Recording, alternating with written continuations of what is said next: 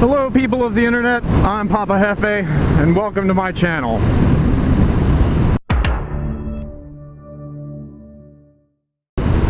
Now if you've watched one of my videos before, you might notice that there's something a little different today. I'm moving, and I'm talking. And that's because I finally pulled the trigger and got that lavalier mic that I've been talking about.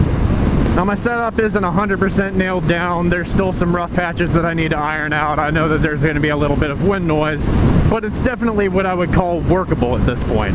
And since I've got a solid, if rudimentary setup, I thought that this would be the absolute perfect time for me to go out and record a proper moto vlog. It's a beautiful Saturday morning.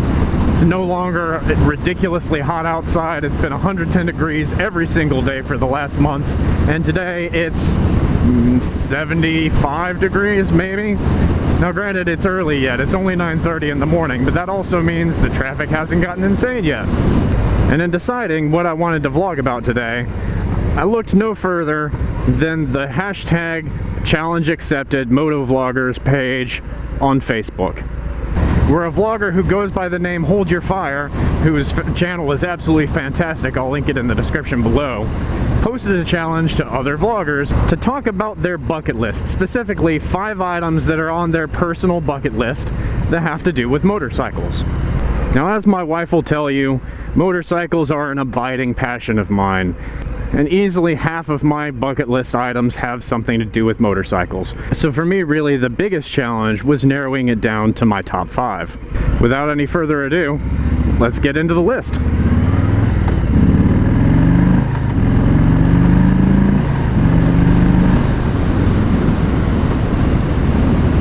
Number 1, doing the double ton.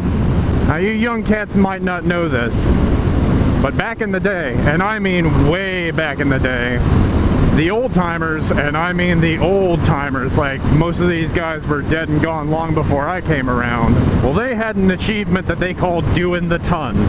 And the ton was 100 miles an hour.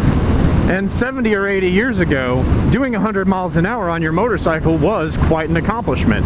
You had to have a fast machine. You had to have great big brass clankers. You had to have some degree of mechanical prowess to be able to own and maintain and operate a machine that was capable of doing those speeds. Now in 2019, that's not a huge accomplishment. Any schmuck like myself can walk into a dealership, can go onto Craigslist, and they can buy themselves for a couple of grand a machine that's capable of doing 100 miles an hour all day long. I hit 100 all the time, and I'm not an incredibly skilled rider, but 200, well, that's a horse of a different color. And the fact of the matter is, there's pretty much nothing that I can do to this motorcycle to make it hit 200 miles an hour with any semblance of safety. Beyond the mechanical things that you would have to do to a Harley-Davidson engine to make it capable of hitting 200 miles an hour, the very geometry of this frame means that even if it were able to get up to 200 miles an hour, it would just be ridiculously unsafe. I get up to about 110, and it gets damn squirrely. Frankly, the thought of doing another 90 miles an hour on top of that is terrifying. It kind of makes my butthole pucker just thinking about it.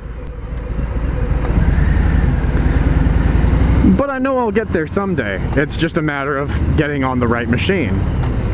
So that's my first goal, doing the double ton, 200 miles an hour. Number 2, building my own bike. Like I just said, these days any schmuck can walk into any dealership or go onto Craigslist and buy himself a motorcycle. That's cool. I mean, that's what I did. But actually building a machine with your own 2 hands is on another level entirely. Now, being a man of a certain age and of modest means, I've owned my fair share of clunker cars. And so I have just enough mechanical prowess to be able to keep a ratted out old car on the road. But there's a different level of skill entirely that goes into actually building yourself a motorcycle. As the motovlogger Shade Tree Surgeon can obviously tell you, he recently finished a chopper build turning an old XS 650 into the most ludicrous, impractical, but beautiful chopper, and he had to enlist an entire community to build it. As much as I absolutely love this motorcycle, There's nothing unique about it. The Street Bob is arguably the best-selling model in the Milwaukee 8 Softail lineup, but to cut and weld on your own frame and source an engine and put it in there and do all the wiring and do all the tuning yourself, there's a visceral sense of accomplishment that comes along with that, and I want to feel that.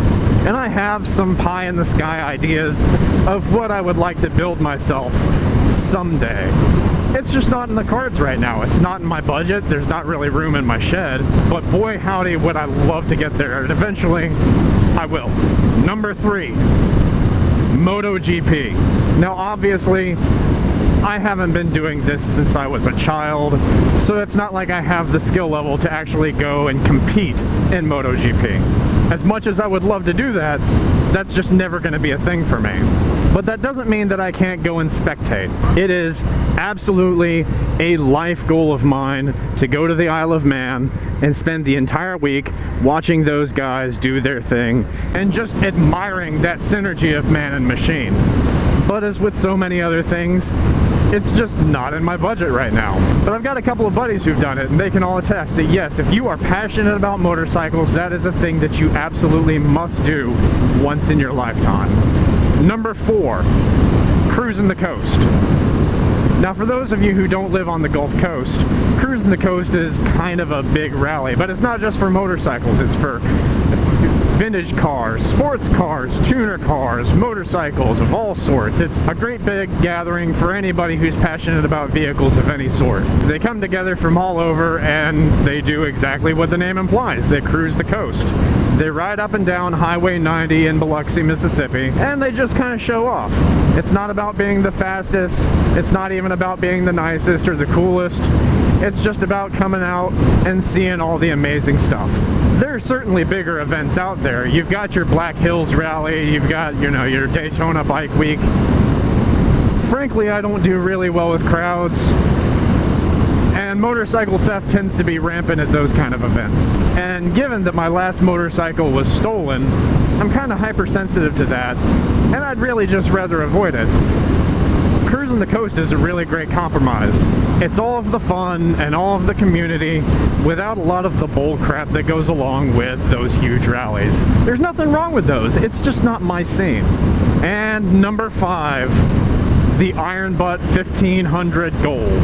If you don't know, the Iron Butt Association is a sanctioning body that documents endurance rides for bikers. It's a thing that's been going on, well, kind of forever, but has been thoroughly documented for 25, maybe 30 years. Now they have shorter rides. As a matter of fact, you have to do one of the shorter rides in order to qualify to do the Iron Butt 1500 Gold. The 1500 Gold is 1,500 miles in 24 hours or less. It's a serious accomplishment. You don't really get any accolades for it. I mean, when you provide documentation, you get a little certificate. You can buy, pins and patches and stuff to show that you've done this. But really, it's all about the sense of accomplishment. Now, I consider myself a pretty hard rider, but doing 1,500 miles in 24 hours is next level, and I want to be that guy. And the beautiful thing about the shorter rides that they have is that you can work your way up to it. Come on. Come on, Camry. There you go.